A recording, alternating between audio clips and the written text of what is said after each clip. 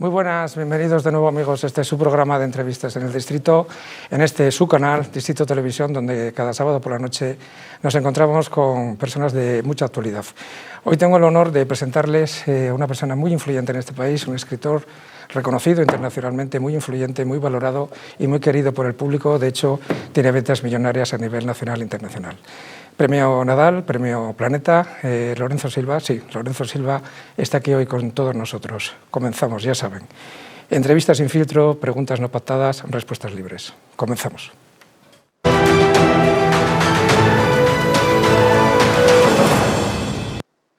Lorenzo Silva, muchísimas gracias por estar aquí con nosotros. Muchas gracias, un placer. Para mí es un enorme placer, es usted uno de mis referentes desde hace muchísimo tiempo y me alegra muchísimo tenerle aquí hoy con nosotros. Tenemos aquí hoy un ejemplar de su última novela, Púa, de la que vamos a hablar, que se está haciendo éxito de ventas, por cierto, y de la que vamos a hablar detenidamente a lo largo de esta entrevista. Nacido en el barrio de Carabanchel, carabanchelero, ha estudiado en la Universidad Complutense de Madrid.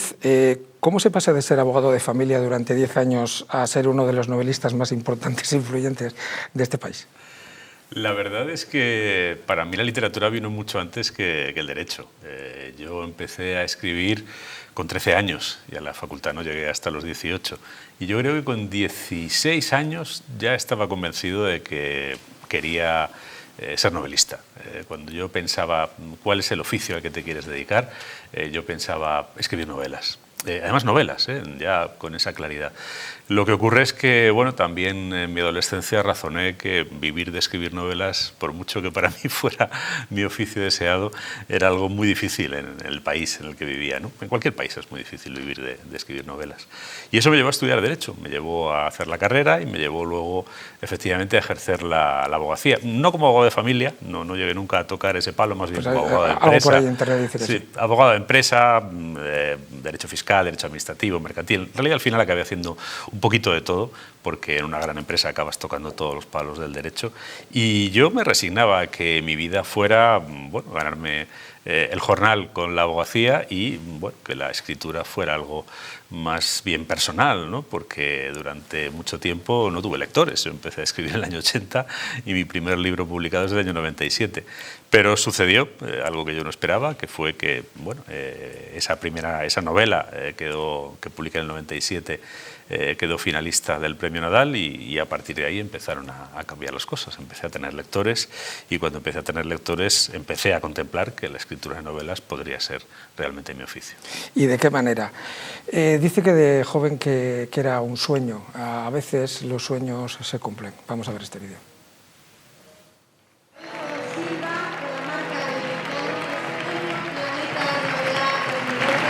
El escritor madrileño Lorenzo Silva ha ganado este lunes el Premio Planeta con La marca del meridiano, una novela sobre un hombre de Madrid que debe investigar un caso en Barcelona.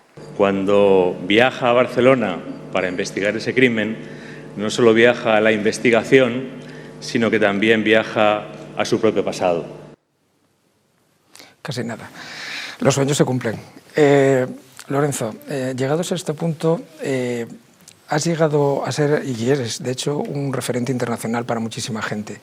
Cuando alguien conoce tus cifras de ventas, más de 2 millones de ejemplares en todo el mundo, ¿produce vértigo esas cifras? La verdad es que si uno piensa en millones de personas y además pues añades que los libros también se leen en las bibliotecas, que los libros también se venden en soporte digital, no necesariamente adquiriéndolo. Es decir, cuando piensas que hay millones de personas que han pasado unas horas viviendo en tus historias, realmente resulta difícil de asimilar. Sobre todo, ya digo, para alguien que nunca contó con esto, ¿no? Yo, sinceramente, siempre descarté el éxito editorial, siempre descarté la posibilidad de recibir premios como los que he recibido, ¿no? Siempre pensé que la literatura sería mi pequeño reducto solitario, de por vida, eso sí que lo tenía claro, ¿no? Era un huerto que no iba a dejar nunca de cultivar, pero yo estaba resignado a estar solo. Entonces, cuando de repente en ese pequeño huerto tienes una compañía tan multitudinaria, por momentos resulta incluso, te diría que sobrecogedor. ¿Cómo ha influido tu formación en Derecho en tu carrera como escritor? Primero me permitió financiarla. Durante los muchos años en los que yo no ganaba un céntimo con la escritura, yo pude seguir escribiendo novelas, algunas de las cuales se publicaron después, entre ellas algunas de las que han tenido más éxito, porque tenía un medio de vida que me permitía no estar angustiado por la supervivencia, ¿no? Muchos escritores han pasado tal grado de penuria que incluso les ha influido, les ha dificultado la escritura. Yo, bueno, la abogacía me permitió financiar una actividad no lucrativa, como era la literatura, durante bastantes años. Y cuando la literatura empezó a ser lucrativa para mí, incluso antes, el derecho, la formación jurídica, en realidad te da un filtro para observar el mundo y para observar la sociedad. Aunque no lo veamos, aunque no seamos conscientes, las sociedades humanas, todas, desde luego las desarrolladas, pero prácticamente todas, están traspasadas por un tejido invisible de normas jurídicas. Y esas normas jurídicas determinan lo que somos, lo que hacemos, cómo vivimos, cómo pensamos, qué posibilidades tenemos o no tenemos. Es decir, que ser consciente de eso es importante. Y muchas de mis novelas, además, mis personajes protagonistas son agentes de policía judicial. Eso quiere decir que trabajan sujetos a las directrices de los jueces y aplicando unas leyes que no pueden saltarse, porque no son detectives privados, no son investigadores informales que pueden hacer lo que quieran, ¿no? Saben que todos y cada uno de los pasos que dan están pautados, y tener conciencia de esa pauta para mí ha sido muy importante. Solo el 68,3% de los jóvenes mayores de 14 años leen en España. ¿Es una cifra preocupante? Siempre que se habla de índices de lectura, yo pienso dos cosas. La primera, tenemos más lectores que nunca, por una razón sencilla, porque nunca la población española estuvo tan masivamente alfabetizada como ahora. Hace no demasiado tiempo en esta sociedad había un porcentaje significativo de personas que o no sabían leer ni escribir o lo sabían hacer de una manera tan precaria que no podían ser lectores. Ahora no, ahora la alfabetización es prácticamente universal, ¿no? Mi pregunta es no tanto si hemos mejorado en lectores, sino si estamos donde deberíamos estar en una sociedad con alfabetización universal, con el grado de desarrollo y de renta que tiene la sociedad española y con las posibilidades que tienen los poderes públicos para poner la cultura y la lectura a disposición de la ciudadanía. Y si hago ese razonamiento, desde luego para mí la cosa deja mucho que desear. Cuando hablamos de ese porcentaje de lectores, consideramos lectores a las personas que leen un libro al mes.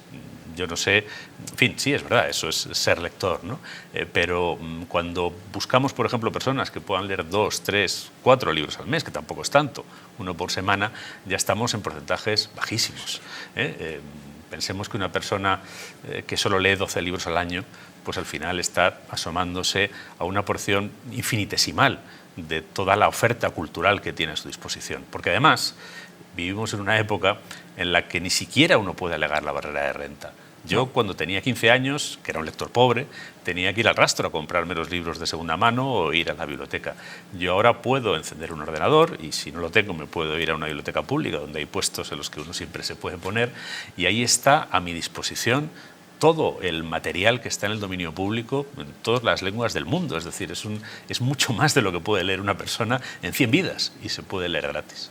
Pero es que, como bien decías tú, el 40% teniendo acceso gratuito a infinidad de cultura de libros, y Internet ya no digamos, y de forma legal, o sea, porque ya lo tienen derechos, de forma legal. El Quijote, o sea, se puede leer legalmente en muchísimas plataformas gratuitas. Y Aristóteles y, en fin, y el Quijote no lo ha leído casi nadie en España, bueno, se puede leer gratuitamente. Sobre eso he tenido una discusión hace poco, estábamos en una mesa y solo levantamos la mesa 2, y éramos 20. Pero el 40% de la población española reconoce no leer nunca o casi nunca. Tremendo. Sí, tremendo, tremendo, porque en realidad yo creo que estamos sustrayéndole a la ciudadanía algo que le pertenece, porque todo ese dominio público, ¿no? Todo ese patrimonio literario que han desarrollado los escritores en español a lo largo de la historia, y que por ley es de todos los españoles en cuanto pasan unos años, que no son muchos, desde la muerte del autor, todo eso no debería ser un patrimonio ocioso, un patrimonio abandonado, debería ser un patrimonio que estuviera permanentemente contribuyendo no solo a enriquecer la visión del mundo de las personas, que sin duda eso hace la lectura, sino también contribuyendo a su bienestar y a su felicidad. porque el conocimiento procura bienestar, el conocimiento procura nuevas formas de disfrutar de la vida que no tiene el que carece de ese conocimiento. Sin duda. Nombrar a Lorenzo Silva es, como escritor de novelas, es casi lo mismo que hablar de Vila y de Chamorro, dos agentes de policía, uno de ellos suboficial, de Guardia Civil, que han protagonizado muchísimas de sus novelas. Tanto le impresionó Raymond Chandler y El Largo Dios, que cuando usted leyó esa novela fue como una especie de iluminación y decidió que iba a ser un suboficial de la Guardia Civil el eje y el protagonismo de muchas de sus novelas. Sí, el viaje parece un poco raro así contado rápidamente, ¿no? Pero yo creo que tiene más lógica de lo que a primera vista sugiere, ¿no? Esa correspondencia entre un investigador privado de Los Ángeles de los años 40 y 50 y un suboficial de la Guardia Civil de finales del siglo XX, ¿no? Que es cuando empezó a trabajar esa pareja en literaria. La verdad es que como autor uno siempre acaba transitando unos caminos que son los caminos que como lector te han interpelado de una manera especialmente profunda. Yo desde que me enseñaron a leer he leído muchos libros y he disfrutado también de muchos, afortunadamente, pero no todos los libros de los que he disfrutado a mí me han interpelado con esa profundidad. Yo, por ejemplo, había leído, antes de leer a Raymond Chandler, otros autores de novela policíaca, a lo mejor más conocidos, más populares, Agatha Christie, Sherlock Holmes, etc., ¿no? Conan Doyle, vamos, el autor de Sherlock Holmes. Y eran libros de los que, bueno, podía haber disfrutado en mayor o menor medida, ¿no? Podía apreciar el talento, el ingenio, la habilidad del narrador y del escritor que estaba detrás o la escritora, pero bueno, no me habían llegado tan dentro como para decir yo quiero algún día hacer algo que se parezca a esto. Eso fue lo que yo sentí cuando leí a Raymond Chandler, en particular cuando leí El Largo Adiós, porque me encontré con un personaje que, siendo estadounidense, además creado por un estadounidense de formación británica y clásica en parte, tenía una inevitable proximidad con el personaje central de la literatura española, que es Don Quijote de la Mancha, ¿no? En el fondo, Philip Marlowe, el investigador de Raymond Chandler, es un caballero andante. Es un caballero andante que se mete en líos donde no saca ningún beneficio por principios, porque cree que lo debe hacer. Y cuando pensé en hacer literatura, en hacer una novela policíaca, situada en España, por supuesto, y situada en mi tiempo, que es el que conozco mejor, y cuando pensé en hacerlo sin complejos, que es como creo que debe hacerse la literatura, en algún momento se me encendió una luz, una bombilla, que me hizo pensar en el personaje más impensable de la literatura española, que es el Guardia Civil. Y lo digo porque no hay más que echar un vistazo a la historia de la literatura española desde 1844 hasta ahora. En esa historia hay personajes de todo tipo que aparecen con mucha frecuencia. Por ejemplo, los policías aparecen con bastante frecuencia, ¿no? Los miembros de los distintos cuerpos de la policía civil o gubernativa, ¿no? Pero la Guardia Civil ha estado como señalada, como estigmatizada por los autores españoles. La Guardia Civil, con alguna excepción, Ignacio Aldecoa, dos o tres más que se pueden contar casi con los dedos de una mano, solo aparecía como un personaje secundario, como un personaje casi siempre denigrado, menospreciado, pues hombres analfabetos, hombres rústicos, hombres siempre, por supuesto, porque durante muchísimo tiempo el cuerpo fue solo masculino, pero con una visión muy degradada de ellos como personaje literario. Y sin embargo, en los años 90 yo tuve la intuición, y creo que al final no me falló, de que no solo los tiempos eran muy distintos, porque uno de mis personajes podía ser una mujer, sino porque se podía acercar uno, como escritor, a ese personaje tan maltratado, tan denostado, tan preterido en la literatura española y ponerlo en un lugar central con naturalidad. Muchísima gente piensa que tú eres un guardia civil que has dejado la profesión para dedicarte a la escritura. Ya digo yo que no, ya les digo yo que no, que se ha investigado mucho y vamos, que no, es que no. Sin embargo, ¿qué hay de ese mito, que no sé si será un bulo también, qué hay de ese mito que dice que tú en realidad tuviste sí un antepasado que estuvo en la Guardia Civil y que fue expulsado por ser leal a la República? ¿Eso es un mito también? No, eso no es un mito, eso no es un mito. Muchas veces me han preguntado si he sido guardia civil y he dicho no, yo nunca he sido guardia civil. Y además creo que nunca lo habría sido.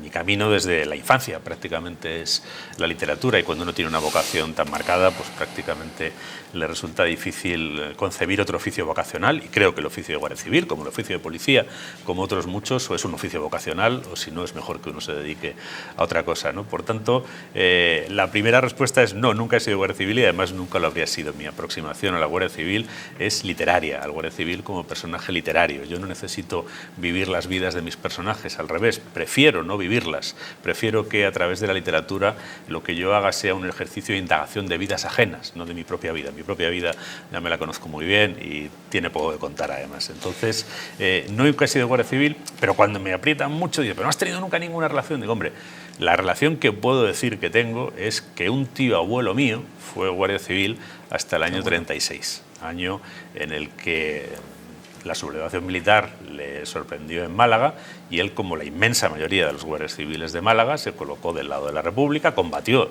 del lado de la República, y cuando cayó Málaga cayó prisionero, lo condenaron a muerte, le conmutaron la pena, pero le expulsaron de la Guardia Civil, con lo que yo, que nací en el año 66, le conocí cuando ya llevaba 30 años fuera de la Guardia Civil. Alguna vez comentaba alguna cosa de cuando había sido Guardia Civil, pero muy poco. El haber sido nieto de un militar de infantería, hijo de un militar de aviación, ¿te ha ayudado a conocer un poquito mejor la psicología de los uniformados? También mis 15 meses de servicio militar obligatorio, aunque lo hiciera voluntario, ¿no? para poder elegir el lugar y la fecha. Sí, yo creo que también ese es otro espacio que la literatura española, sobre todo en la literatura española contemporánea, ha sido bastante maltratado, ¿no? Digamos que los militares son personajes casi siempre bastante esquematizados, ¿no? Cuando no reducidos a una suerte de caricatura, ¿no? Con 3 o 4 rasgos trazados con brocha gorda, que además son cada vez más anacrónicos, ¿no? Por ejemplo, un factor que se suele destacar de los uniformados es que son personas de nivel cultural no muy alto, ¿no? Es algo que aparece una y otra vez en los retratos habituales de la ficción contemporánea española acerca de los militares, ¿no? Hombre, eso en el momento actual, en el que para entrar en una academia militar, por ejemplo, pues hay que tener casi un 14 en selectividad, pues es conocer poco del país en el que uno vive, ¿no? Y en el que uno escribe.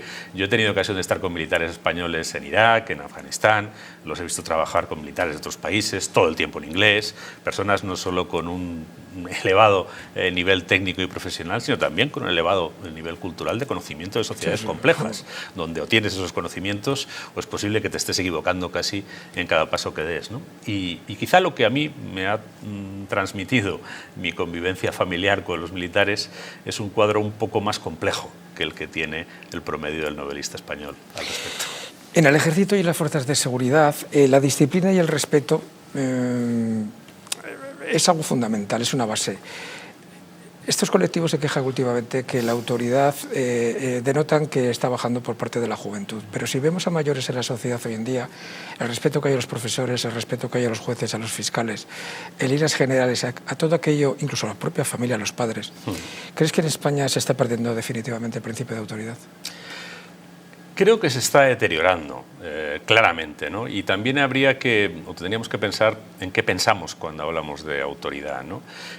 Si de lo que hablamos es de lo que podríamos caracterizar como ejercicio autoritario del poder, pues bien está, que se pierda el respeto al ejercicio autoritario del poder, porque para empezar quien se muestra autoritario en el ejercicio del poder no solo no respeta a aquellos sobre los que ejerce el poder, sino que ni siquiera se respeta a sí mismo, porque no parece capaz de imponer su ascendiente de una manera un poco más civilizada, ¿no?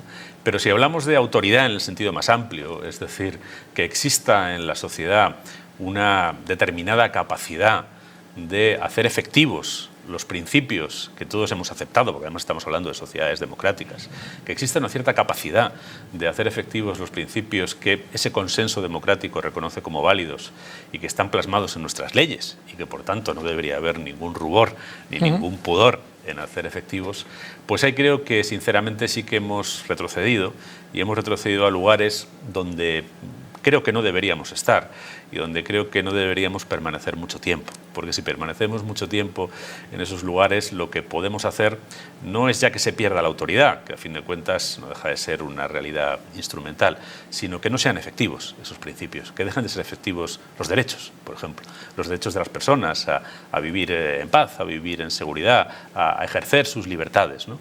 Si se pierde la autoridad, la autoridad entendida en este sentido, pues lo que al final se acaban perdiendo son los derechos. A mí me puede importar hasta cierto punto que a un policía no le respeten, ¿no? Pero me importa mucho más saber que si a ese policía no se respeta, todos los derechos que dependen de su ejercicio, de la autoridad que tiene encomendada, también se convierten en papel mojado.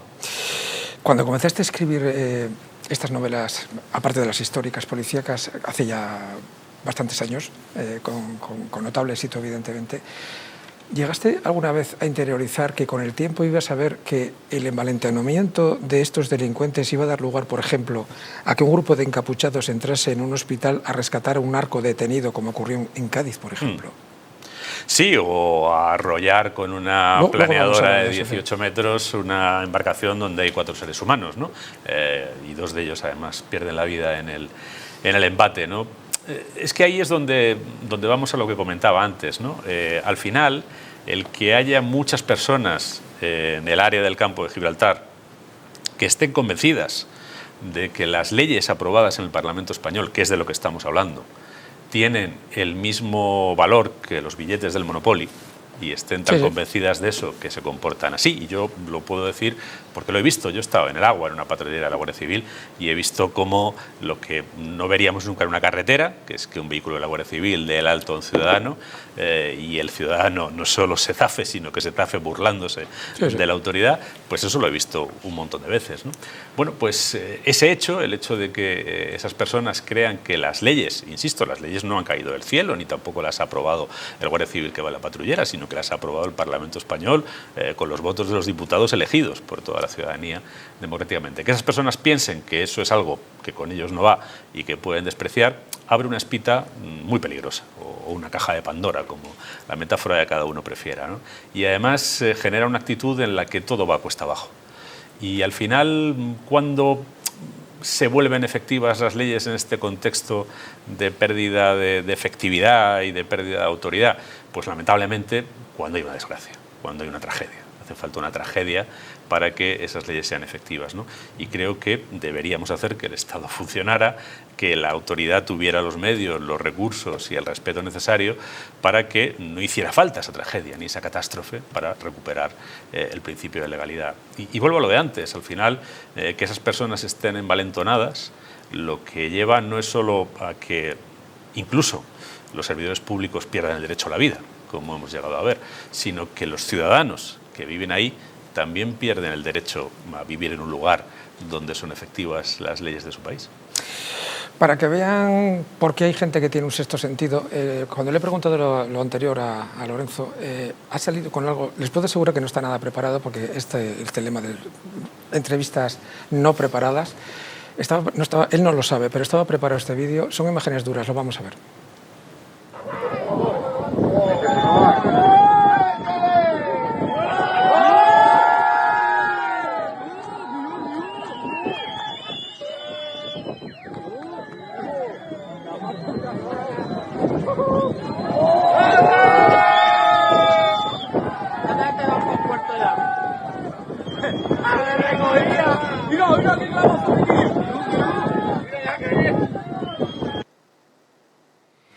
Es el ataque vil, cobarde, cruel que dio lugar al asesinato de 2 guardias civiles en Barbate. Esta semana, precisamente, se ha detenido, lo vamos a decir, se ha detenido al conductor de esa embarcación, que no sabemos todavía si ha sido él o no finalmente, pero como tal han detenido, que acaba de entrar ilegalmente en España. Se llama Karim Gabarde, ha sido detenido esta semana. Lorenzo, me imagino que cuando la primera vez que viste estas imágenes, el pasado 9 de febrero, creo que fue tremendo, ¿no? Mira, estaba en Estados Unidos y las vi a deshora, no recuerdo con la diferencia horaria y claro, como te comentaba antes, me he pasado varias noches en el estrecho con ellos, ¿no? Y he visto lo que hay allí todos los días y he visto cómo eso es un espacio sin ley, cómo eso es una porción del territorio nacional donde podemos llegar a decirlo así, España es un Estado fallido, sí, en esa porción del territorio nacional, porque sus leyes no son efectivas, son más efectivas las normas de los narcotraficantes, ¿no? Y me pareció... Es tremendo decir esto, pero bueno, es verdad, es verdad, es tremendo. Pero es que es así. Sí, sí. Es decir, tremendo, esas tremendo. personas realmente sí que imponen su ley, esas personas... Yo he visto una vez, como pasé bastante tiempo por allí, yo he estado una vez en el puerto deportivo de Sotogrande y he visto llegar una planeadora de estas de 18 metros y entrar derrapando en el puerto, bajarse 3, subirse en un Mercedes, entrar al relevo, y eran los amos del lugar, sí. Eran absolutamente los amos del lugar, no tenían ninguna sensación de que tuvieran que esconderse en absoluto, ¿no? Bueno, pues al ver esas imágenes dices, hombre, ya se ha acabado produciendo lo que era lógico que se acabara produciendo si nadie tomaba ninguna medida, pero han pasado muchos años sin que nadie tome una medida e incluso manteniendo una situación de precariedad en los equipos que en esa noche pues se hizo absolutamente insoportable. De todas maneras, fíjate, hay algo que me llama la atención y que me parece que es elocuente, que es que, bueno, finalmente ya se ha detenido una de las personas, las otras 3 están localizadas, pero parece que, aparte de otras informaciones, quienes han dado muchas informaciones que han permitido centrar el tiro respecto de la autoría de ese asesinato, porque eso es un asesinato, sí, sin duda, han sido los tripulantes de las otras lanchas, sí. Algunos de los cuales fueron detenidos e imputados inicialmente.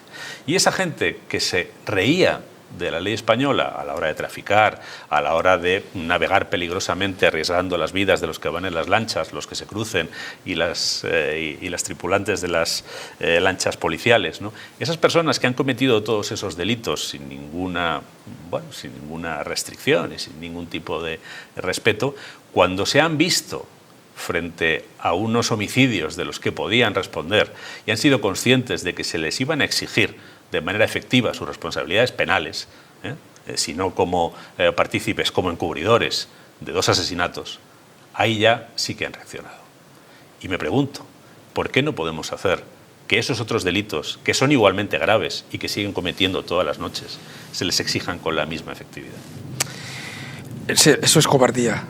Lo que han hecho esta gente ahora delatando que es en el AMPA, como ellos dicen, que el código de honor es que no se conoce en la delincuencia, tú y yo lo sabemos que es raro. El código de honor, y resulta que han sido ellos los que lo han delatado. Tú conoces muy bien la Benemérita, de hecho te concedieron el título de Guardia Civil Honorífico por tu contribución a ensalzar a ese magnífico cuerpo, la imagen del cuerpo. También eres muy, muy valorado en la Policía Nacional, lo cual me consta y doy fe. ¿Crees que España, como reconocen en otros países, a nivel de fuerzas y cuerpos de seguridad, en cuanto a eficacia y resultados, son una de las mejores policías del mundo? Mira, a mí me gustaría decir una cosa antes de responderte. Yo, como novelista, no me caso con nadie más que con mi percepción de la realidad. Uh-huh. Y con la necesidad de transmitir una mirada sobre esa realidad que no sea superficial, que sea lo más profunda, lo más verdadera y lo más limpia posible. Ese es mi deber fundamental. Yo no he escrito novelas de guardias civiles para ensalzar a la Guardia Civil. De hecho, en mis novelas de guardias civiles aparecen guardias civiles corruptos. Muchos. En alguna que otra ocasión, en más de una ocasión, porque hay guardias civiles. La marca del corruptos. Meridiano, por ejemplo. También aparecen torpezas policiales, administrativas, que se han producido en determinados contextos y que yo traspongo a la ficción, es decir, no intento edulcorar, ¿no? Respecto de la policía me pasa exactamente igual. Con la policía sí que tengo un vínculo familiar. Mi abuelo materno, Manuel, fue guardia de seguridad durante bastantes años, con lo que, bueno, el antecedente de la policía, del Cuerpo Nacional de Policía en más de un sentido, ¿no? Y sí tengo ese vínculo familiar, pero como yo lo conocía a él y hablé con él y él me contó su experiencia como policía y demás, yo no siento la necesidad tampoco de reivindicar la labor policial. Él también me contó pues las cosas que no funcionaban bien en su comisaría y demás, ¿no? Pero sí que tengo la necesidad, en ese planteamiento, ese enfoque que describí al principio, de apartarme de ese fácil recurso que es, con 3 brochazos, hacer que los personajes siempre queden reducidos al esquema cómodo que uno tiene para manejarlos, ¿no? Como narrador. Y a los policías y a los guardias civiles, una y otra vez, se les ha intentado presentar una luz mucho más desfavorable de la que merecen, porque eso da más juego respecto de ciertos lectores, ¿no? Y da más juego respecto de ciertas ideas preconcebidas y adquiridas y prejuicios, ¿no? De ciertos prejuicios, pues decir que, pues eso, que somos unos patosos, que nuestra policía es no sé qué, que nuestros guardias son rústicos y gente de pueblo. Mira, yo por no extenderme mucho en la respuesta, te puedo contar, porque es algo que he vivido, no es algo que me han contado, es algo que conozco directamente, ¿no? Yo he estado en Francia hablando con una jefa policial francesa en el sur de Francia, y en cierto momento salió la cuestión del terrorismo, que en este momento es una gravísima amenaza para la convivencia de los franceses, que es el terrorismo islámico. Y ella me decía, bueno, yo tengo que luchar contra esto, que es muy complicado y que es muy difícil, porque además es un terrorismo que, como pasó con el terrorismo de ETA en su momento y con otros, está enraizado en el tejido social de muchos barrios y de muchas ciudades francesas. Y me dijo, la jefa policial francesa, y a esto los franceses que los conoce sabe que no son muy proclives.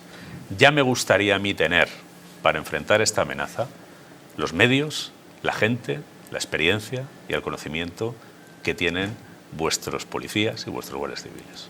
Lo cual quiere decir algo. Vamos a pasar a publicidad y luego vamos a ir inmediatamente a hablar del tema de la corrupción y de lo que conlleva las fuerzas y cuerpos de seguridad en la lucha contra esta lacra. En unos segundos volvemos.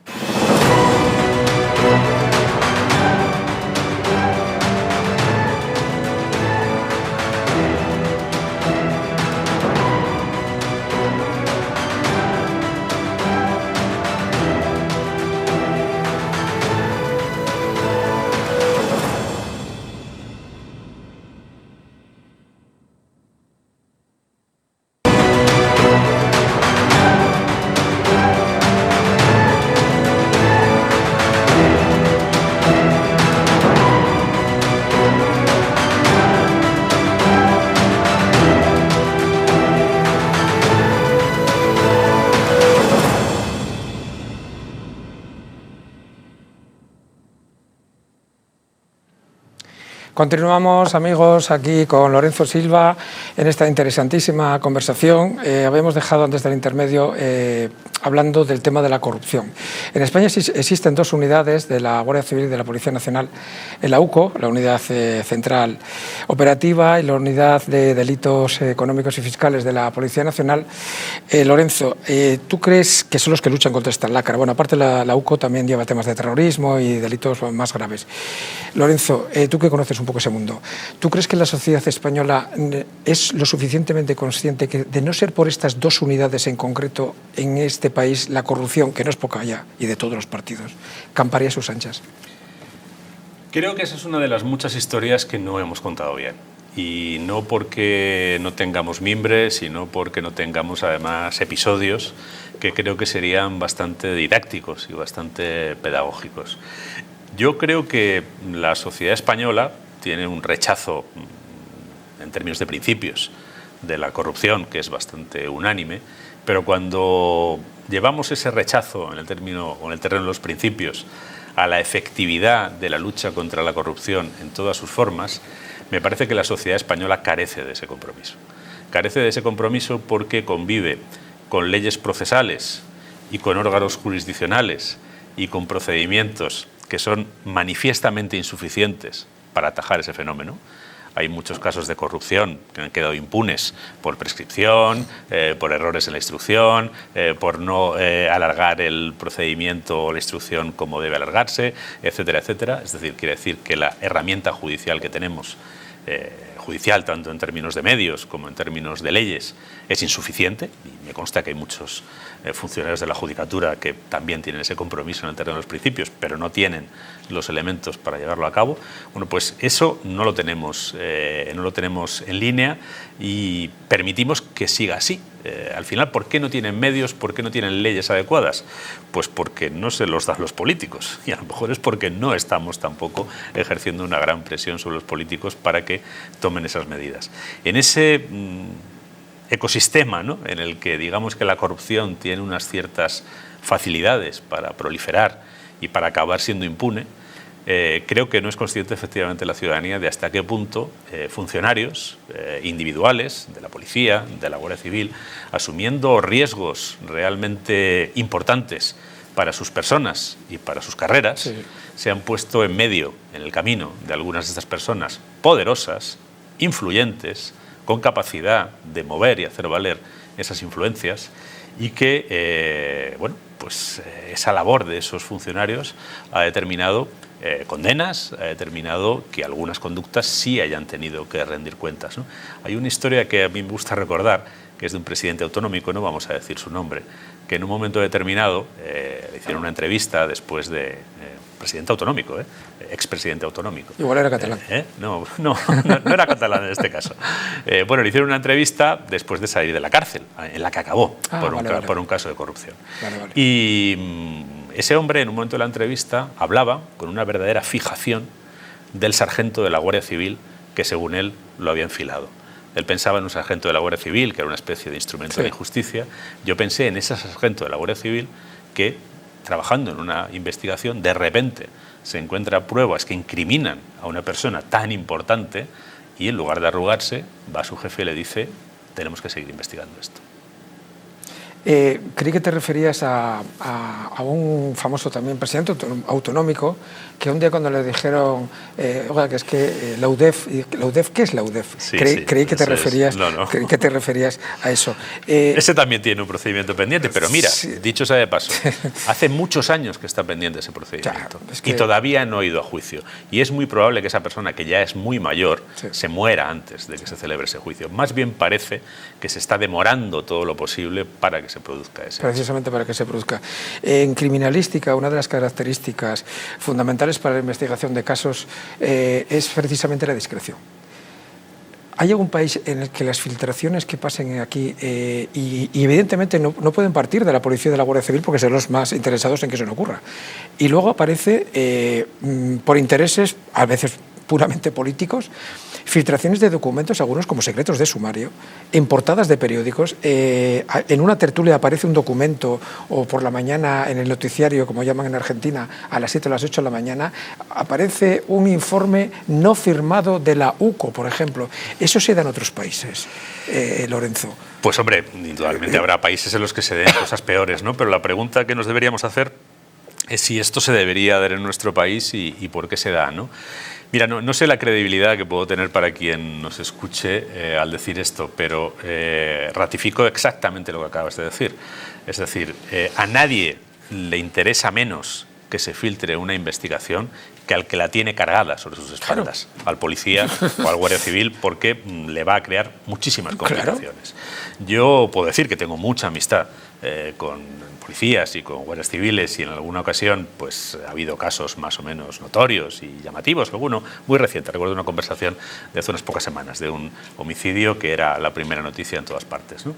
Y yo hablé con esta persona, que es mi amigo y que estaba investigando ese homicidio, y a mí no me dijo absolutamente nada sobre lo que estaba investigando. Y es una persona que es muy amiga mía, y me dijo: hay secreto de sumario, no te puedo decir nada, cuando terminemos ya te contaré. Y puedo contar también, ya digo, no sé si me creerán o no que nos escuchan, pero esto también lo he vivido yo. Mucha gente nos escucha. Intento hablar de cosas que no me han contado, de cosas que he visto. Yo he estado en una cena a las 10:30 de la noche con un periodista, y ese periodista ha recibido una llamada, se ha levantado y le han dado una filtración de un sumario.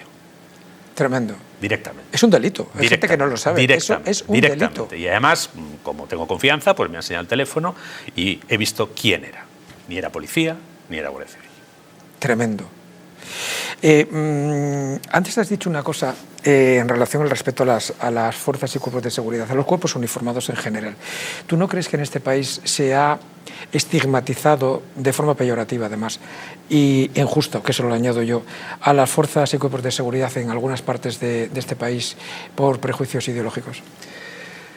Bueno, el asunto es complejo, ¿no? Porque yo creo que tenemos que tener en cuenta que este es un país con una historia complicada y además mal conocida por los españoles actuales.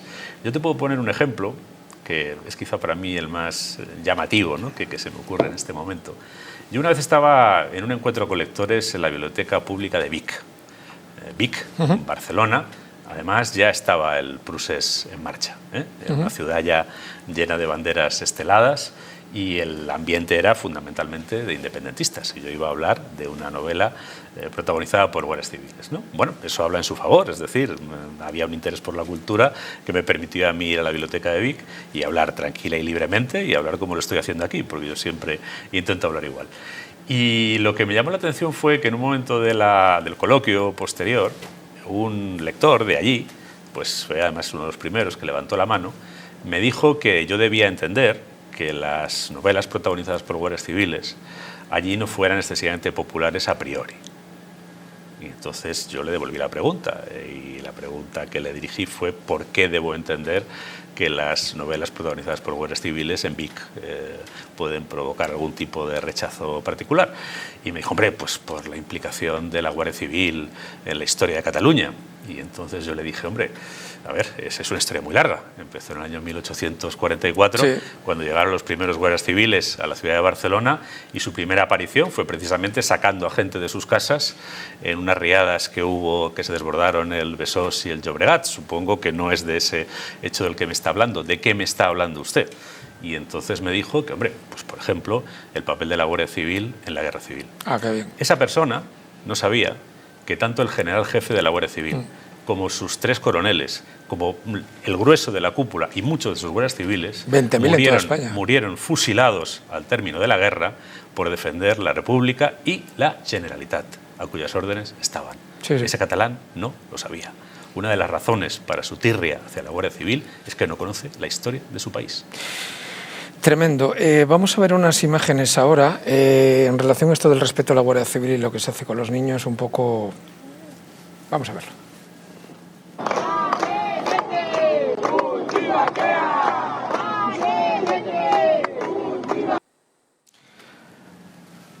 Oñate, que se vayan de aquí, un niño simulando con un fusil a una persona que está con un tricornio de la Guardia Civil. Lorenzo, esto no hemos evolucionado nada. Estamos en el siglo XXI. Esto es serio. Mira, yo, por un lado, defiendo el derecho de los vecinos de Oñate a, si no les gusta la Guardia Civil, manifestarse contra ella, que es un derecho constitucional. Lo que no entiendo es que se banalice la muerte de seres humanos, que además, en el caso de los guardias civiles, han puesto nada menos que 200 y pico muertos por la libertad del País Vasco, sí, por la libertad y los derechos de todos los ciudadanos vascos. Y lo que no entiendo en absoluto es que ese material mental, sórdido, se inocule a los niños. Ni ese ni ningún otro, de signo contrario o parecido. Esa es la parte que no entiendo. Y eso me parece que es un síntoma de una sociedad que no ha hecho un examen de conciencia profundo y que no tiene un conocimiento verdadero de sus carencias y de sus fracturas morales.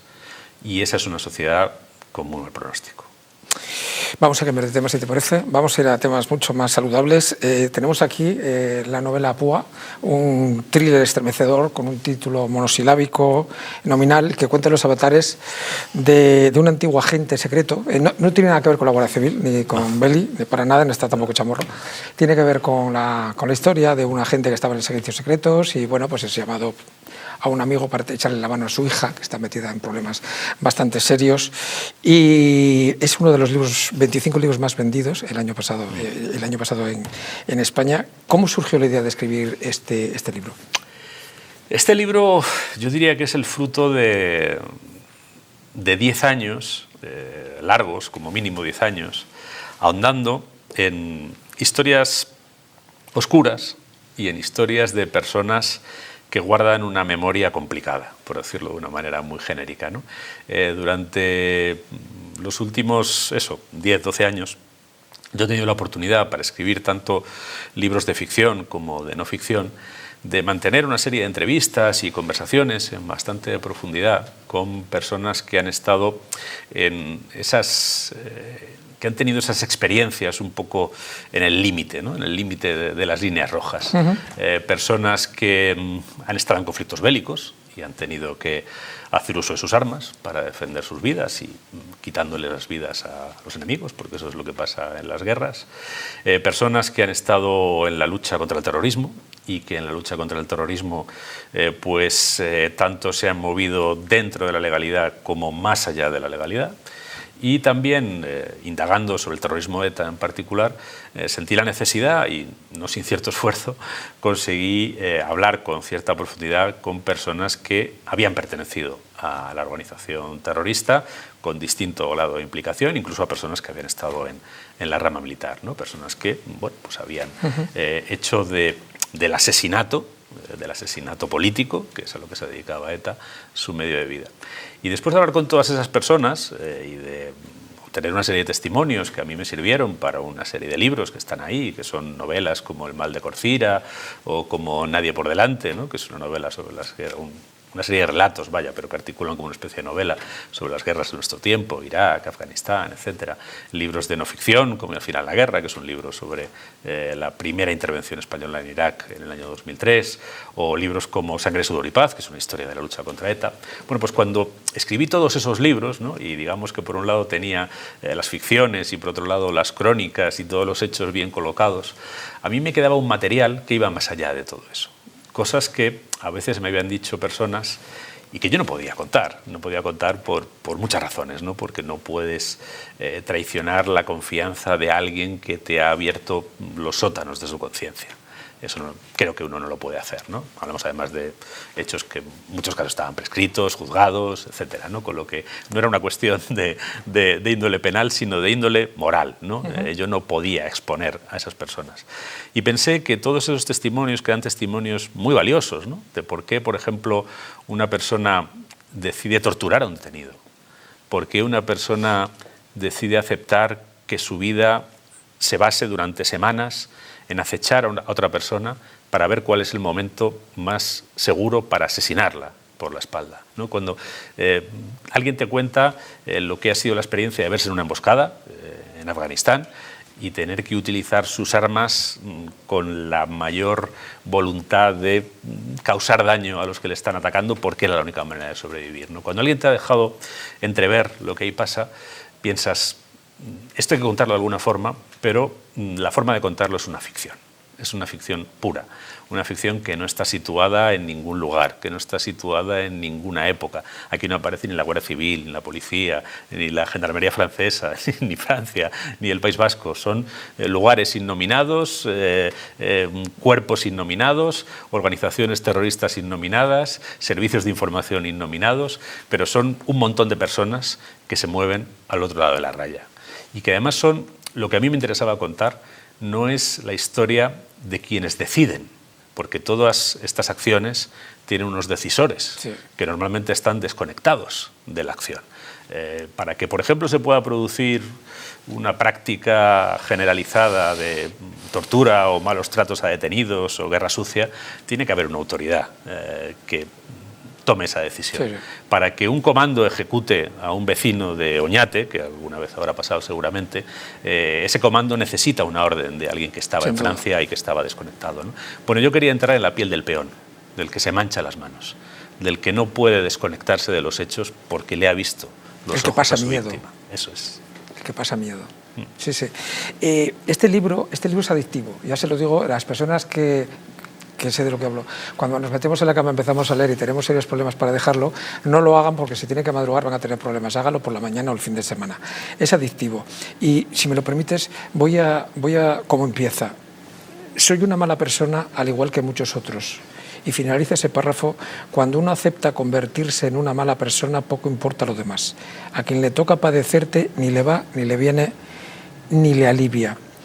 Lorenzo, para pertenecer a estos servicios secretos, ¿hay que tener o todo una parte de mala persona?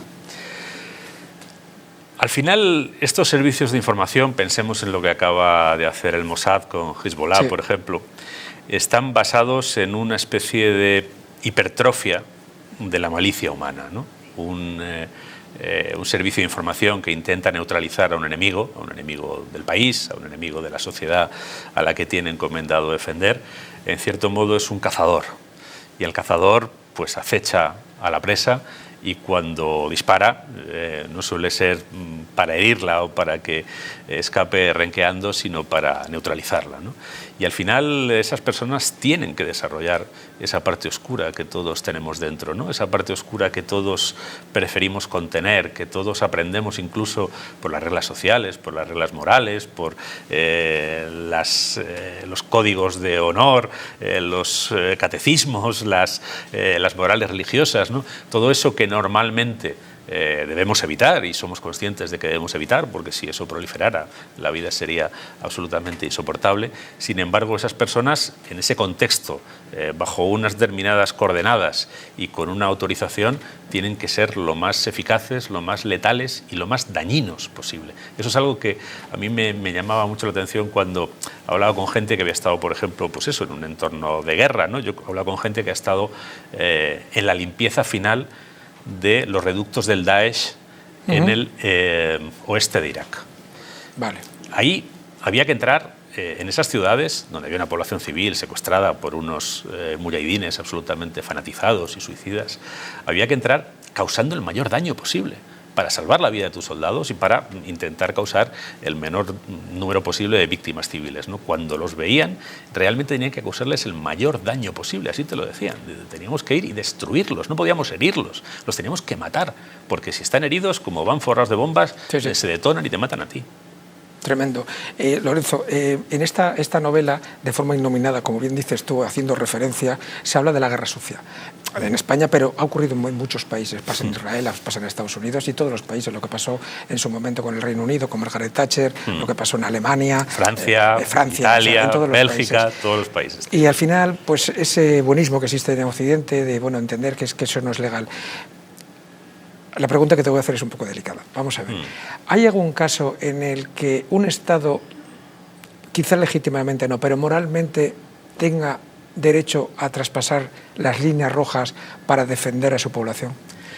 Mira, es una pregunta que me he hecho muy delicada, lo sé, durante estos 10 años, y este libro me llevó unos meses escribirlo, y mientras lo escribía y casi cuando iba delimitando y trazando cada episodio, me hacía la pregunta.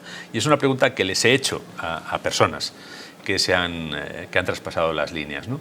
Y algunos me han dicho que siguen creyendo que mereció la pena hacerlo, y alguno ha pagado consecuencias importantes por hacerlo, y otros te dicen que no. O sea, hay división de opiniones entre los protagonistas, lo que ya es una primera pista interesante, ¿no? No todo el mundo te dice bien hecho estuvo.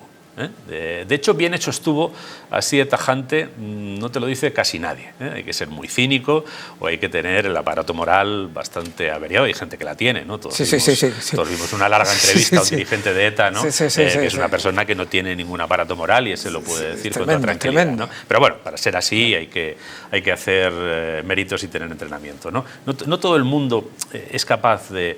Pero ya te digo, bastantes personas te decían, hombre, si me dijeras si lo volvería a hacer ahora otra vez con la perspectiva del tiempo, teniendo la edad que tengo y no siendo tan joven como era entonces, etcétera, etcétera, pues a lo mejor te diría que no. Y eso me ha guiado a mí en una reflexión que tiene que ver con algo que en el fondo a alguno le puede parecer un formalismo jurídico, pero a veces los formalismos son útiles para acercarse a las sustancias de las cosas. ¿Qué es un Estado? Yo cuando la gente, a mí por ejemplo siempre me hace mucha gracia cuando en algunos lugares de España me preguntan por mis viajes por el Estado español, ¿no? Uno no puede viajar por el Estado español, uno puede viajar por España o por Murcia o por Albacete. El Estado es una abstracción, el Estado es un conjunto de leyes, eso es el Estado, un conjunto de normas. Entonces, ¿es lógico, es afirmable racionalmente que una manera de defender el Estado, que es un entramado de leyes, es abolir selectivamente esas leyes bajo el criterio de unas personas que no responden ante nadie? Dejamos la pregunta en el aire. A mí me hubiera encantado seguir hablando con él una hora o más. Y es más, le invito, por favor, que cuando saques la próxima hora, esta es tu casa y si quieres te hacemos otra entrevista sobre tu libro y sobre tu resto de trayectoria. Tengo para hacerte 25 preguntas más que no puedo. Pero voy a hacer, si me lo permites, un pequeño homenaje a Beli y a Chamorro. A lo largo, en unas frases que dice en uno de sus libros, y en honor a la benemérita, al cuerpo al cual aprecio muchísimo. A lo largo de 167 años, más allá del enemigo natural, la delincuencia común, la historia llevó a los guardias civiles a morir a manos de carlistas, anarquistas, rebeldes cubanos y filipinos, insurgentes rifeños, comunistas, falangistas, mineros airados, militares sediciosos, guerrilleros del monte, etarras. Y para que no faltara de nada, ha tenido que llegar al pleno siglo XXI iraquíes, insumisos y hasta talibanes infiltrados. Esta gente no están reconocidos como profesión de riesgo. Los responsables, háganselo ver y recapaciten. Muchísimas gracias a todos por estar aquí, Lorenzo. Un placer haberte entrevistado. Gracias. Entrevistas sin filtros, preguntas no pactadas, respuestas libres. Nos vemos el próximo sábado. Estén ahí porque pasamos listas. Gracias por estar ahí.